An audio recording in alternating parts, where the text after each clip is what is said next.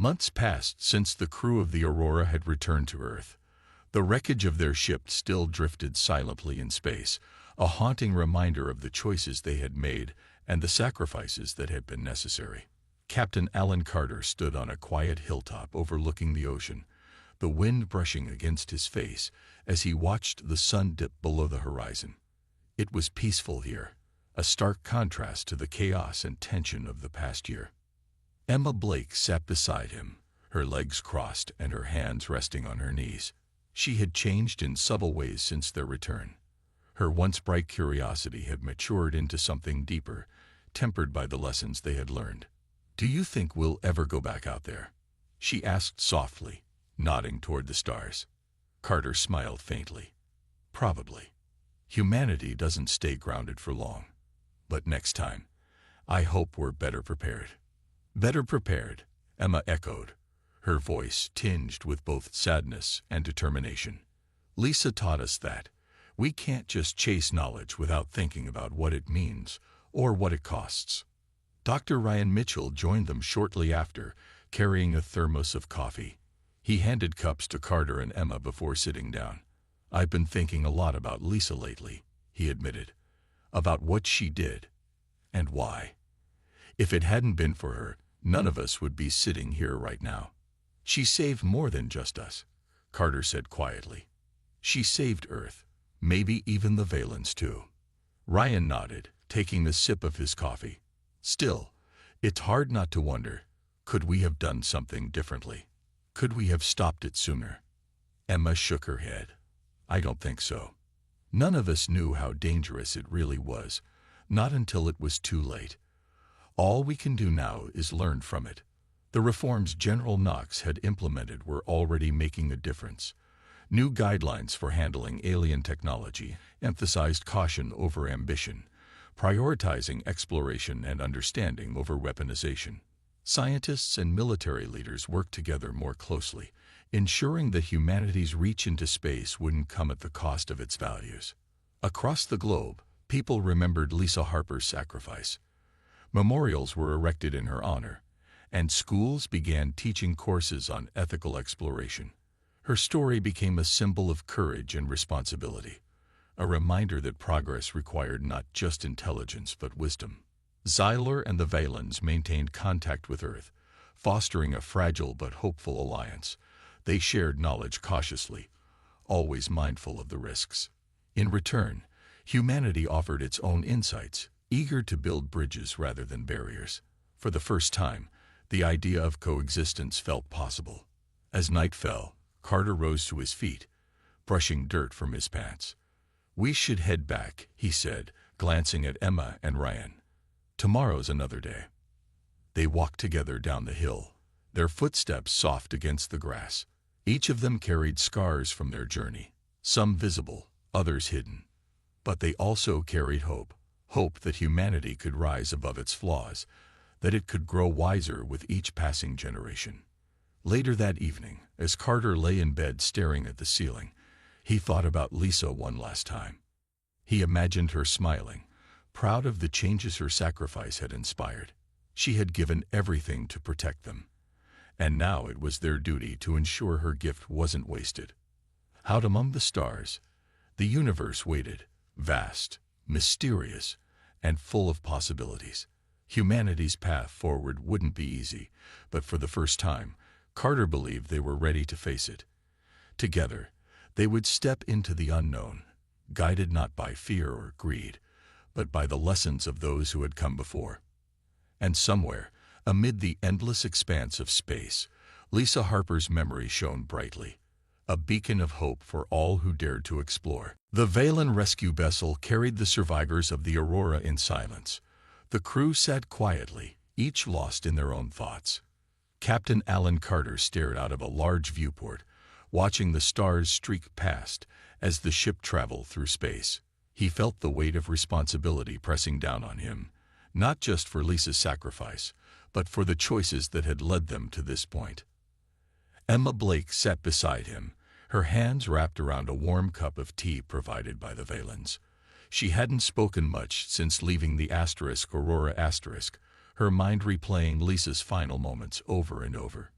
Do you think she knew? Emma asked suddenly, her voice barely above a whisper. Knew how much she meant to us. Carter sighed deeply, turning his gaze away from the stars. I think she did. Lisa always understood the bigger picture, what was at stake. That's why she stayed behind. Dr. Ryan Mitchell leaned against the wall nearby, arms crossed. His usual skepticism had softened into something closer to regret. We messed up, he muttered. We let curiosity get the better of us. We should have left that thing alone. Emma glanced at him, her eyes filled with sadness. It's not just us, though. People back on Earth. They'd have done the same thing. General Knox proved that. Carter nodded grimly. That's what worries me.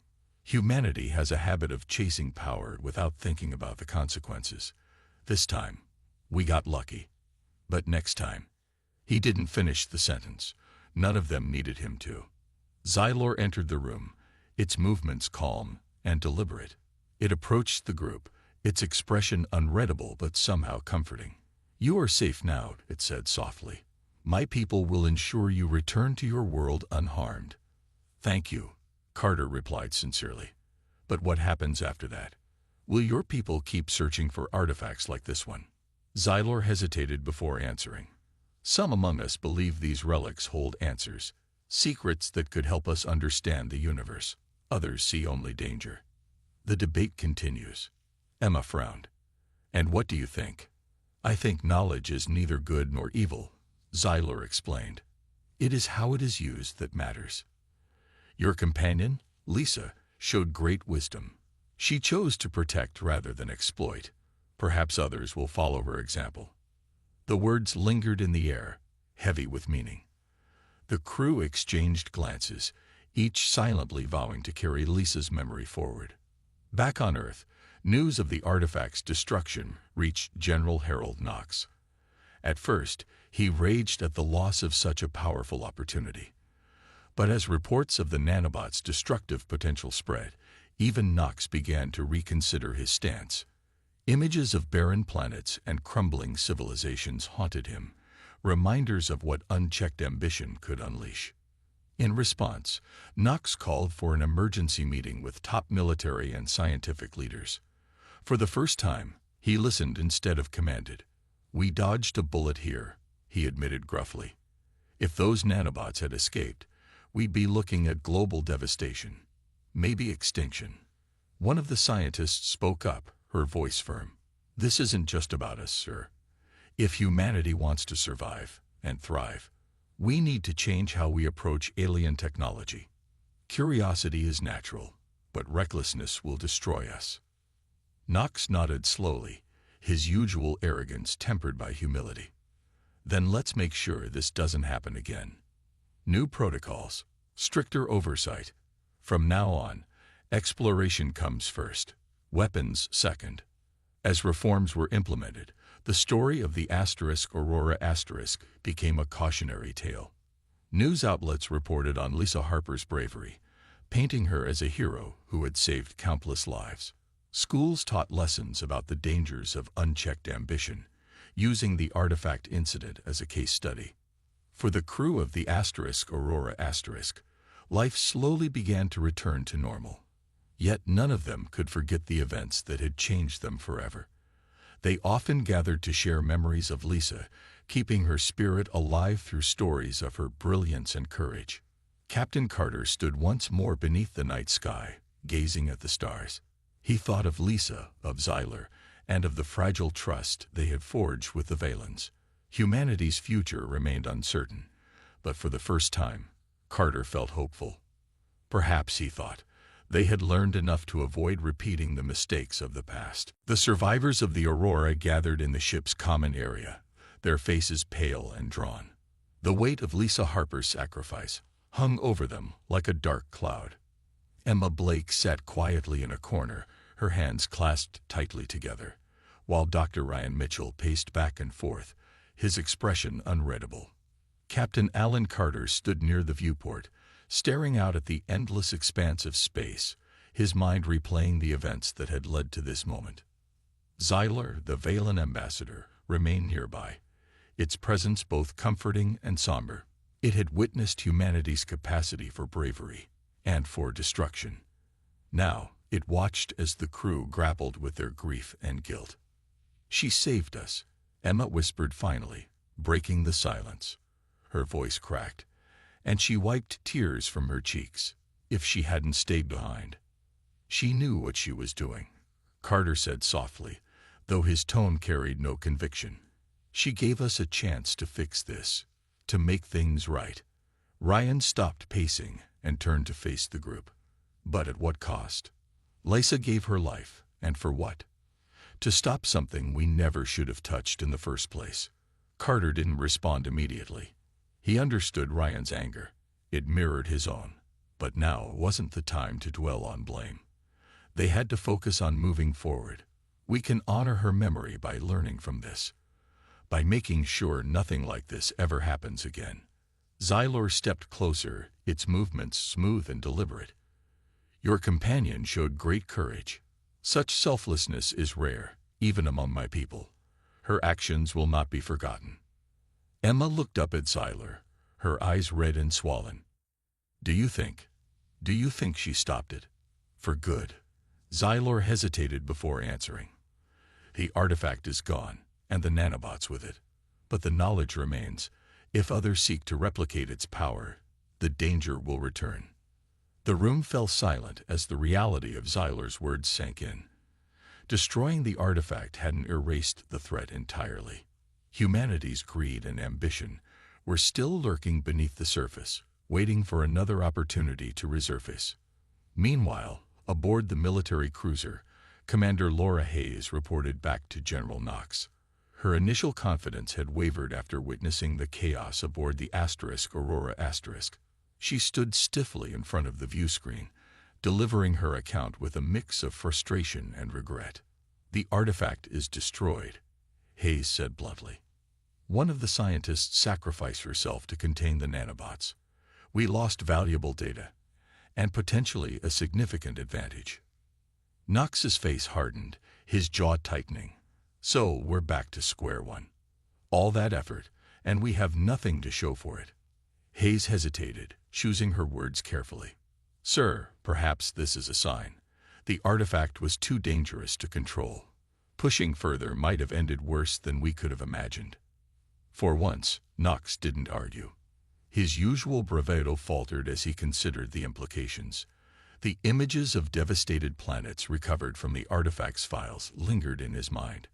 If humanity couldn't handle such power responsibly, then pursuing it recklessly would only lead to ruin. Back on the Aurora *, the crew prepared to leave the wreckage behind. The lab where Lisa had made her final stand was sealed off permanently, a grim reminder of the cost of their curiosity. As they boarded escape pods and transferred to the Valen rescue vessel, each member of the crew carried a piece of Lisa with them, her determination, her brilliance, and her sacrifice. Xylor addressed the group one last time before departing. "You have shown that humanity is capable of both great harm and great good. Remember this lesson. Use your strength wisely, or it will consume you." Captain Carter nodded solemnly. "We'll try. That's all we can do." As the Valen ship disappeared into the stars, the survivors reflected on the journey that had brought them here. They had uncovered wonders beyond imagination, and dangers that tested the limits of their resolve. Lisa's sacrifice had bought them a second chance, but the question remained: would humanity rise to meet the challenge, or repeat the mistakes of the past? The military team from the cruiser boarded the Aurora with precision and authority. Led by Commander Laura Hayes, a no-nonsense officer with sharp features and an even sharper tone, they wasted no time asserting control. Her boots clicked against the metal floor as she marched onto the bridge, flanked by armed soldiers. "Captain Carter," Hayes began, her voice cold and direct, "we're here to secure the artifact. Stand down and let us handle this." Carter stepped forward, his expression calm but resolute.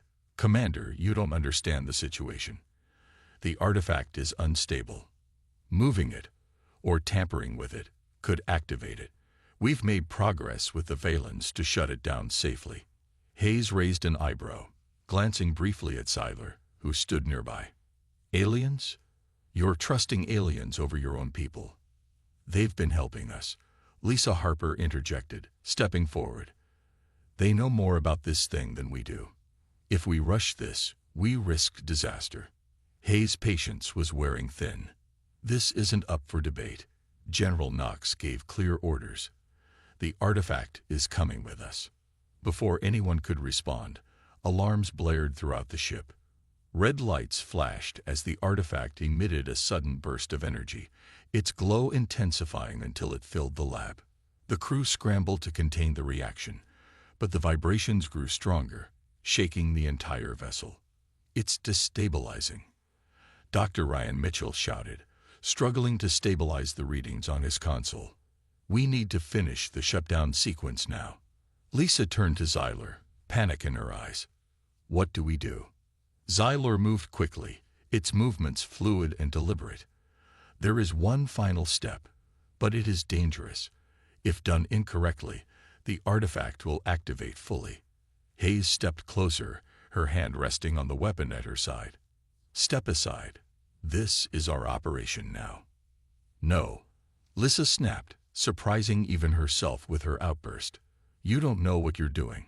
If you interfere, you'll kill us all. For a moment, the room fell silent, the tension thick enough to cut with a knife. Hayes hesitated, her gaze shifting between the glowing artifact and the determined faces of the crew. Finally, she nodded curtly. Fine, but if this goes south, it's on you. With the military team watching closely, Lisa and Zyler worked together to input the final commands. Their hands moved quickly over the controls, synchronizing their efforts despite the language barrier. The artifact responded unpredictably, its surface patterns shifting rapidly, almost as if it were fighting back. Ryan monitored the energy readings, his voice tense. It's stabilizing, but barely. Keep going. As the seconds ticked by, the artifact's glow began to dim, and the vibrations slowed. The crew held their breath, praying they had succeeded. But just as hope seemed within reach, a small swarm of nanobots emerged from the device, crawling across the table like tiny metallic insects. What are those? Hayes demanded, taking a step back. The self-replicating nanobots, Lisa replied, her voice trembling. They're starting to spread. Without hesitation, Zyler activated a containment field around the lab, sealing them inside. The nanobots halted their advance, trapped within the barrier. But the danger wasn't over. If the containment failed, the bots would consume everything in their path. We can't stop them completely, Zyler said gravely, but we can delay them. Lisa's mind raced. She knew what had to be done. Turning to Carter, she spoke with quiet determination. I have to stay behind. I can manually trigger the artifact's self-destruct mechanism while you evacuate. Carter shook his head firmly. No, there has to be another way. There isn't, Lisa insisted, her voice steady despite the fear in her eyes. If I don't do this, the nanobots will escape. Everyone on this ship, and maybe beyond, will be at risk. Before anyone could argue further, Lisa grabbed a portable console and began entering commands. Tears welled up in Emma Blake's eyes as she realized what Lisa was planning. Please, there has to be another option. There isn't, Lisa repeated softly. Trust me. I'll hold them off. Zyler placed a hand on Lisa's shoulder, its expression unreadable but filled with respect. Your sacrifice will save countless lives. You have my gratitude, and the gratitude of my people. The others reluctantly filed out of the lab, their hearts heavy with grief. As the door sealed shut behind them, Lisa took a deep breath and focused on the task at hand. The artifact hummed louder, its glow returning as the nanobots multiplied. With trembling hands, she triggered the countdown.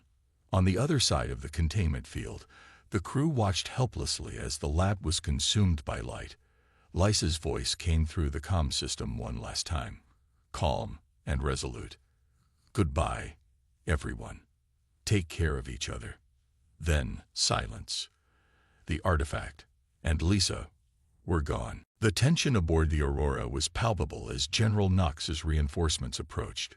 Captain Alan Carter stood on the bridge, staring at the viewscreen as the military vessel came into view. It was a sleek, heavily armed cruiser, its presence dwarfing the smaller exploration ship. Carter clenched his fists, frustration bubbling beneath his calm exterior. "Sir," Emma Blake said softly from her station, "they're hailing us." Carter nodded. "Put them through." On the screen, General Knox appeared, his stern face filling the display. Behind him, rows of officers worked silently in the command center back on Earth. Knox wasted no time with pleasantries. "Captain Carter, we've sent a team to assist you.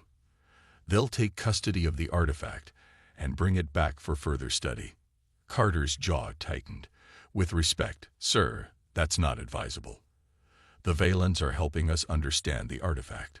Moving it now could activate it, and if that happens, there's no telling what the consequences will be." Knox's expression didn't change. "I'm aware of the risks, Captain.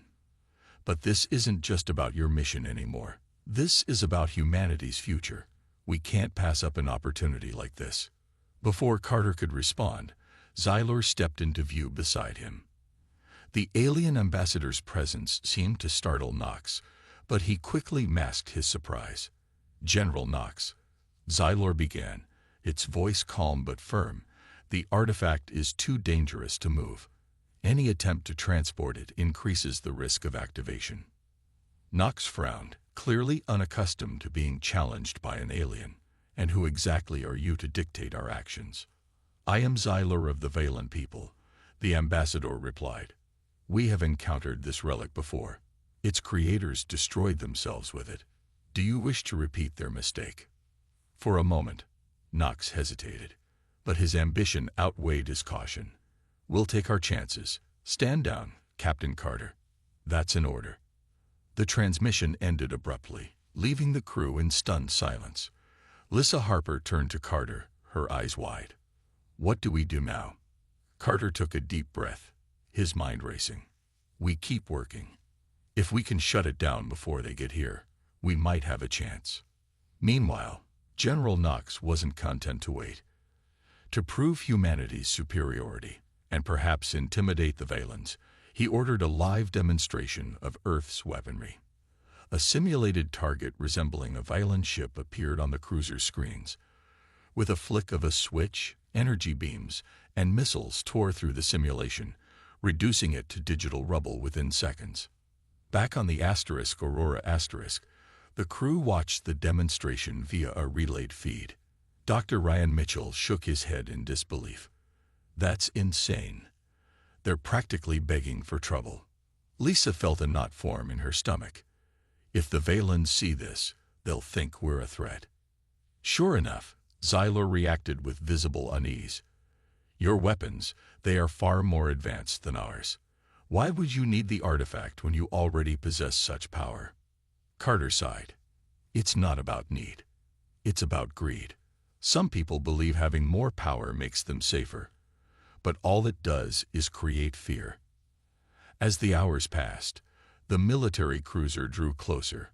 The crew of the Aurora Asterisk worked frantically, trying to complete the shutdown sequence before the reinforcements arrived. Progress was slow, and every misstep made the artifact react unpredictably. Its glow grew brighter, and faint vibrations rattled the lab equipment. "This isn't going to work," Ryan muttered, wiping sweat from his forehead. "We're running out of time." Lisa refused to give up. "We have to try. If we don't, Knox will take it. And then what? Another disaster waiting to happen." Emma looked up from her station, her face pale. "They're almost here." Xylor placed a hand on Lisa's shoulder, its touch surprisingly warm despite its alien appearance. "You must trust yourselves. You have the knowledge. Use it wisely." Just as the military cruiser docked with the Aurora Asterisk, the artifact let out a low hum that reverberated through the ship. Everyone froze, their eyes darting toward it. For a moment, it seemed as though the device might activate. But then, the noise faded, leaving behind an eerie silence. Captain Carter exchanged a glance with Lisa. They both knew the clock was ticking. The artifact was unstable, and the arrival of the reinforcements only added pressure. Humanity's future, and perhaps the fate of countless worlds, rested in their hands. Back on Earth, the news of the alien encounter spread like wildfire. General Harold Knox, a stern man in his late 50s with sharp features and an even sharper temper, sat in a dimly lit conference room at United Defense Headquarters. The walls were lined with screens displaying live feeds from the Aurora and data streams about the artifact. Knox's eyes narrowed as he listened to Captain Carter's report. "So let me get this straight," Knox said, his voice low but laced with frustration. "You've got an alien weapon, possibly the most dangerous thing we've ever seen, and you're just sitting there chatting with these Valens." Captain Carter's face appeared on one of the monitors, his expression calm but firm. "Sir, the Valens are peaceful. They're helping us understand the artifact. If we act recklessly, we risk activating it." Knox slammed his fist on the table, making the officers around him flinch. "Peaceful? That's not our concern. What matters is that we have access to alien tech, a chance to advance our own weapon systems beyond anything we've dreamed of. And you're telling me we should just hand it over?" Carter didn't back down. "With respect, sir, this isn't about advancing weapons. It's about preventing disaster. The artifact could destroy entire planets if mishandled." Knox leaned back in his chair, his jaw tight. He wasn't used to being questioned, especially by someone light years away. But he knew better than to dismiss Carter entirely. The man had proven himself capable in the past. Still, Knox had other priorities. Humanity's survival depended on staying ahead of potential threats, and technology like this could tip the scales in their favor.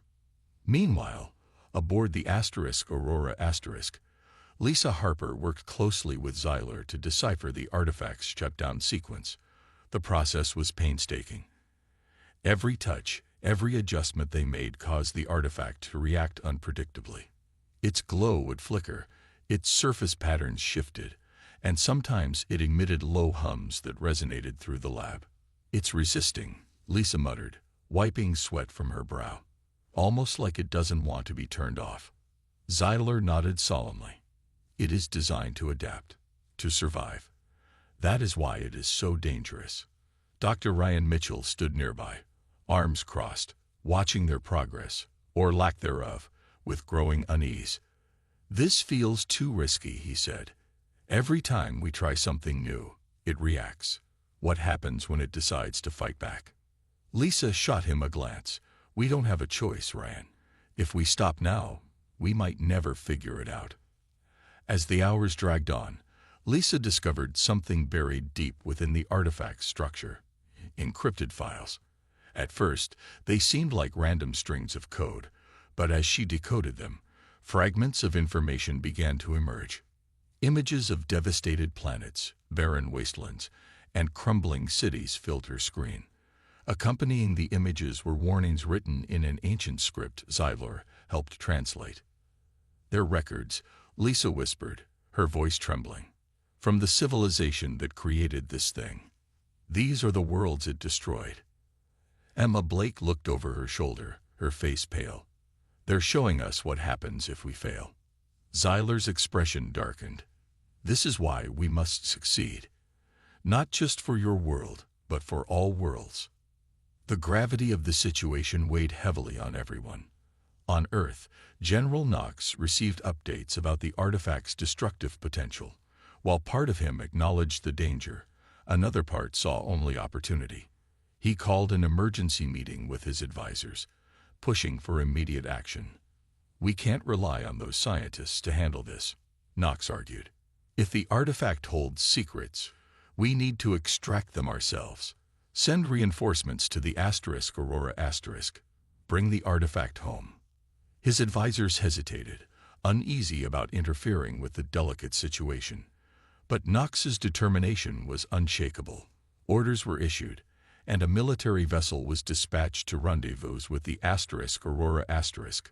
Unaware of Knox's plans, the crew continued their work, unaware that humanity's greed and ambition were about to collide with the fragile trust they had built with the Valens.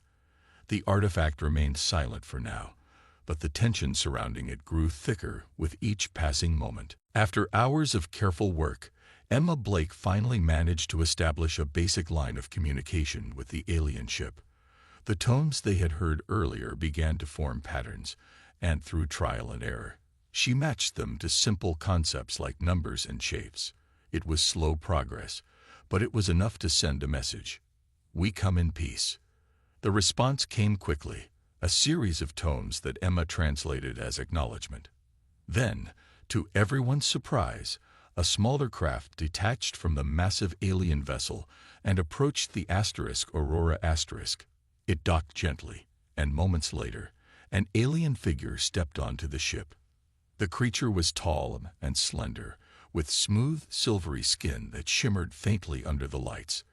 Its eyes were large and dark, giving it an almost serene appearance. Captain Alan Carter stepped forward cautiously, his hands raised to show he meant no harm. "I'm Captain Alan Carter," he said slowly, hoping the gesture would convey goodwill. "We mean you no harm." The alien tilted its head slightly, studying him. Then, using a device strapped to its wrist, it spoke in halting but understandable English. "I am Xylor, ambassador of the Valen people." The crew exchanged astonished glances. They hadn't expected direct communication so soon, or at all. Lisa Harper stepped forward, her curiosity outweighing her caution. "Why are you here?" she asked carefully. Xylor turned its gaze to her, its expression unreadable. "You possess something that does not belong to you. Something dangerous." Captain Carter frowned. "The artifact." Xylor nodded. "It is a relic of an ancient civilization, a tool of destruction. We have searched for it for many cycles." Lisa glanced at the artifact, still sitting quietly on the lab table. "If it's so dangerous, why didn't you secure it? Why leave it floating in space?" "It was lost long ago," Xylor replied. "Hidden by those who feared its power. We hoped it would remain undisturbed." Dr. Ryan Mitchell crossed his arms, his skepticism clear. "If it's so advanced, why does it look so primitive? Compared to our technology, it seems almost laughable." Xylor's eyes narrowed slightly. "Your technology is impressive, yes, but power is not always measured by complexity. What you hold is far more dangerous than your weapons. It has the potential to destroy entire worlds." The room fell silent as the weight of Xylor's words sank in. Emma broke the tension. "What does it do? What makes it so dangerous?" Xylor hesitated before answering. "It contains self-replicating nanobots. Once activated, they consume everything in their path, organic and inorganic alike. The ancient ones used it as a weapon of last resort, but even they could not control it fully." Lisa felt a chill run down her spine. She had suspected the artifact was more than it seemed, but this revelation was beyond anything she had imagined. "Then why did you let us bring it aboard?" she asked. "Why didn't you stop us sooner?" "We did not know until we detected its signal," Xylor explained. "By then, it was too late. Now, we must ensure it is contained." Captain Carter stepped forward, his voice firm. "We didn't know what it was when we found it, but now that we do, we'll help you. Tell us what needs to be done." Xylor regarded him for a moment, then nodded. "There is a shutdown sequence, but it is complex and risky. If attempted incorrectly, the artifact will activate. Once that happens, there may be no stopping it." Dr. Mitchell frowned. "So we're supposed to trust you. How do we know this isn't some kind of trick?" Xylor's calm demeanor didn't waver. "You have seen our vessel, our technology. Would we need tricks to take what we want? We seek only to prevent catastrophe." Captain Carter held up a hand to silence Mitchell. He turned back to Xylor. "All right, show us how to shut it down. We'll work together." As Xylor moved toward the artifact, the crew followed closely, their minds racing. The peaceful intentions of the Valens seemed genuine, but the stakes were higher than ever. One wrong move, and the artifact could unleash devastation on a scale humanity couldn't comprehend. For now, cooperation was their best chance. But trust was fragile, and time was running out. The next morning, the crew of the Aurora gathered in the lab, their faces showing a mix of determination and exhaustion. The artifact remained on the table, its faint glow pulsing steadily, as if mocking their efforts to unravel its secrets. Despite their long hours of work, they had made little progress. The signal Emma Blake was decoding still didn't make sense, and the metallic spheres inside the artifact continued to elude explanation. Captain Alan Carter stood at the head of the room, his arms crossed. "We need answers," he said firmly. "Whatever this thing is, it's not going to unlock itself." "Ryan, any updates on the material?" Dr. Ryan Mitchell shook his head. "Not much. It's unlike anything we've seen before. The outer layer seems almost organic, but the inner structure is completely alien. Those spheres, they're giving off energy, but I can't tell what kind or why." Lisa Harper chimed in, her voice calm but urgent. "I think we're missing something. Maybe we're looking at this the wrong way. What if the artifact isn't just a device? What if it's alive?" The room fell silent. The idea was unsettling, but it wasn't impossible. Humanity had encountered strange things in space before, though nothing quite like this. If the artifact was alive, or even partially so, it could explain the unpredictable behavior they'd observed. Emma glanced up from her station, where she was still working on the signal. "If it's alive, does that mean it's trying to communicate with us? Or is it just reacting to our presence?" "Both," Lisa suggested. "It might be trying to send a message, but it could also be responding to how we're handling it. We've been scanning it, poking at it, running tests. Maybe it sees that as a threat." Captain Carter nodded slowly. "Then we need to approach this differently. Stop treating it like an object, and start thinking of it as, well, as something more." Before anyone could respond, the ship shuddered slightly. Alarms blared, and red warning lights flashed across the walls. Everyone froze, their eyes darting toward the door. "What was that?" Emma asked, her voice trembling.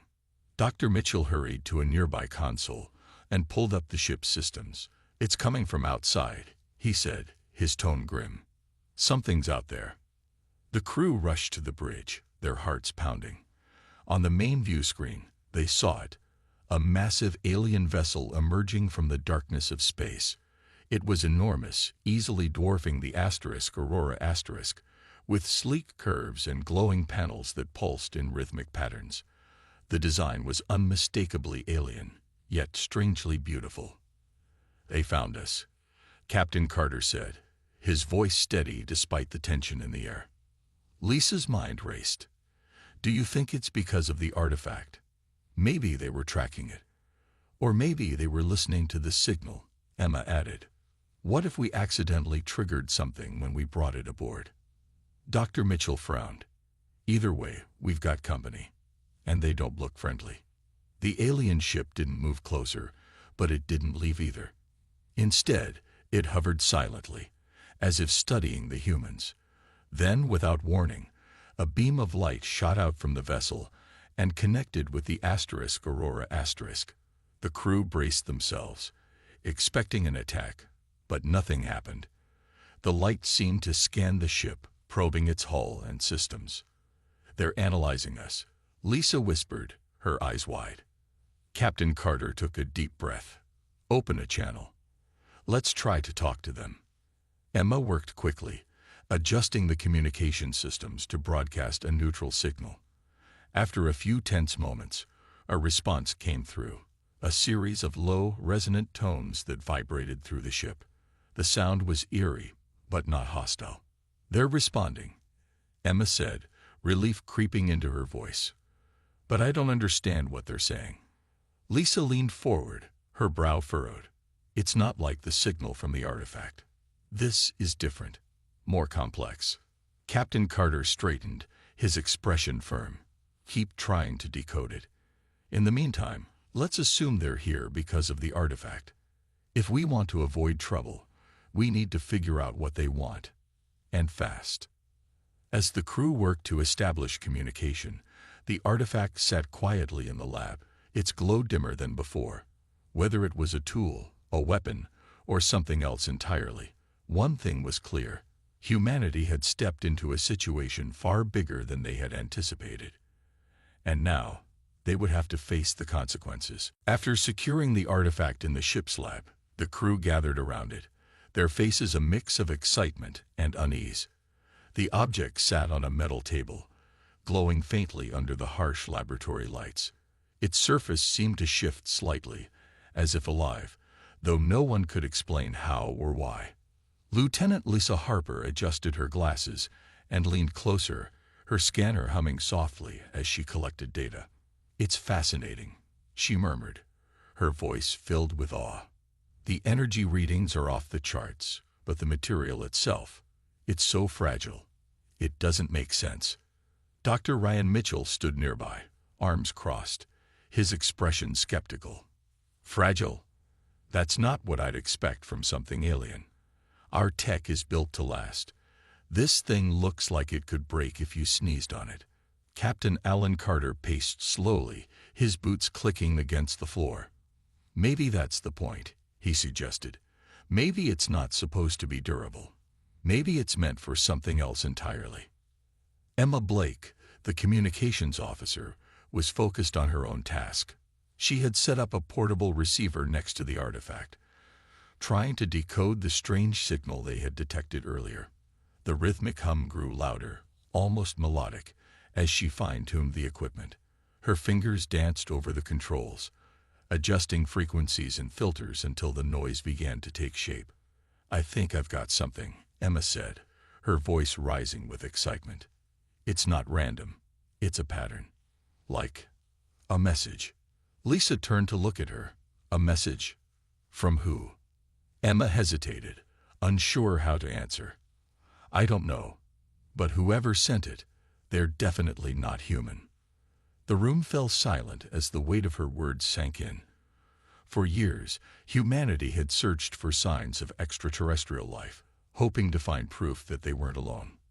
Now, standing before them, was evidence that such life existed, and it was reaching out. The thought was both thrilling and terrifying. Dr. Mitchell frowned, his skepticism deepening. If this is some kind of alien communication, why would they use something so basic?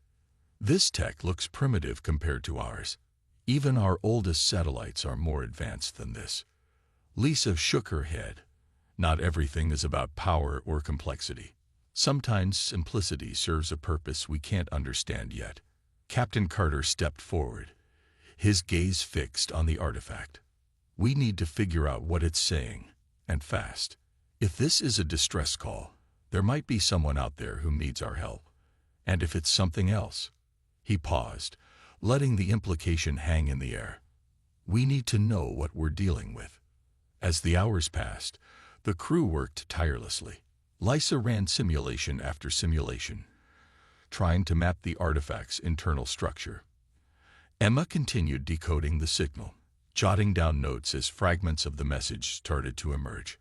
Dr. Mitchell, despite his doubts, examined the material composition, searching for weaknesses or hidden dangers. But the artifact wasn't cooperating. Every time they thought they were making progress, something unexpected happened. The glow would flicker, the patterns on its surface would shift, or the signal would change pitch entirely. It was as if the object had a mind of its own, resisting their efforts to understand it. Late into the night, Lisa noticed something odd. The scans showed a series of chambers inside the artifact, each containing what appeared to be tiny metallic spheres. They weren't solid. They pulsed faintly, almost like living cells. She pointed it out to Dr. Mitchell, who leaned in for a closer look. "What do you think they are?" Lisa asked. Mitchell shrugged. "Could be anything. Power sources, memory banks, maybe even weapons. Without knowing more, we're just guessing." Before Lisa could respond, the artifact emitted a sudden burst of light. Everyone froze, shielding their eyes as the glow intensified. When it finally dimmed, the object seemed unchanged. But the atmosphere in the room had shifted. Something felt different, though none of them could quite put their finger on it. Captain Carter broke the silence.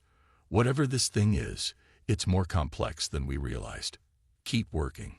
We'll figure it out sooner or later. But as the crew returned to their tasks, a nagging thought lingered in the back of their minds. What if understanding the artifact came at a cost they weren't prepared to pay? In the vast emptiness of space, far from Earth and its familiar blue skies, the exploration vessel Aurora drifted silently among the stars. The ship was sleek and modern, a testament to humanity's incredible advancements in technology. On board, Captain Alan Carter stood on the bridge, his sharp eyes scanning the view screen as the crew worked around him. They had been traveling for months, searching for signs of intelligent life, or anything that could expand humanity's understanding of the universe. Lieutenant Lisa Harper, the ship's science officer, sat at her station, her fingers flying over the glowing control panel.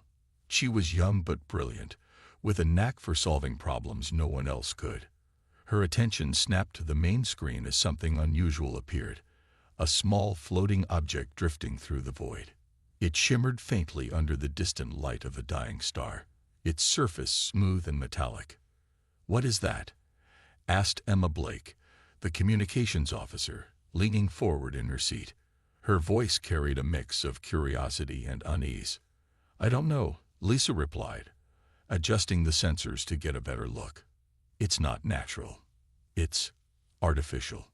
Captain Carter stepped closer, his boots clicking softly against the metal floor. "Can we bring it aboard?" Dr. Ryan Mitchell, the chief engineer, frowned. He was a tall man with graying hair and a cautious demeanor. "We should be careful," he said. "We don't know what it is, or what it might do." But caution wasn't enough to stop the crew's curiosity. After all, they were explorers, driven by a hunger to learn and discover. With careful maneuvering, the Aurora extended a magnetic retrieval arm and gently pulled the object into the ship's cargo bay. Once secured, the team suited up and entered the chamber where the artifact now lay. Up close, the object looked even stranger. It was about the size of a large suitcase, with intricate patterns etched into its surface. The design seemed almost organic, like veins running through stone, but they glowed faintly with an inner light. Despite its otherworldly appearance, there was something oddly simple about it, almost primitive. "It looks like plastic," Dr. Mitchell muttered, tapping it lightly with his gloved hand. The material felt surprisingly soft, almost flimsy, unlike the durable metals and alloys humans used in their own technology. "This can't be right. Something this advanced shouldn't feel so cheap." Lisa ignored his skepticism and began running scans. Her instruments buzzed and whirred as data poured in. "There's energy inside it," she said, her brow furrowing. "Some kind of power source, but I'd never seen anything like it before." Emma, meanwhile, focused on the communication systems. She adjusted her equipment, trying to pick up any signals the artifact might be emitting. At first, there was nothing but static. Then suddenly, a low hum filled the room. It wasn't random noise. It was rhythmic, almost like a language. "Do you hear that?" Emma asked, her voice tinged with excitement. "It's a signal." Captain Carter crossed his arms, his expression thoughtful. "Could it be a distress call?" "Maybe," Lisa replied, though uncertainty lingered in her tone. "Or it could be something else entirely. We need to analyze it further." As the crew continued their work, none of them realized the significance of their discovery, or the danger it might bring. For now, they were simply thrilled to have found something truly alien, proof that they weren't alone in the universe. But deep down, a small part of each of them wondered, what if this object wasn't meant to be found?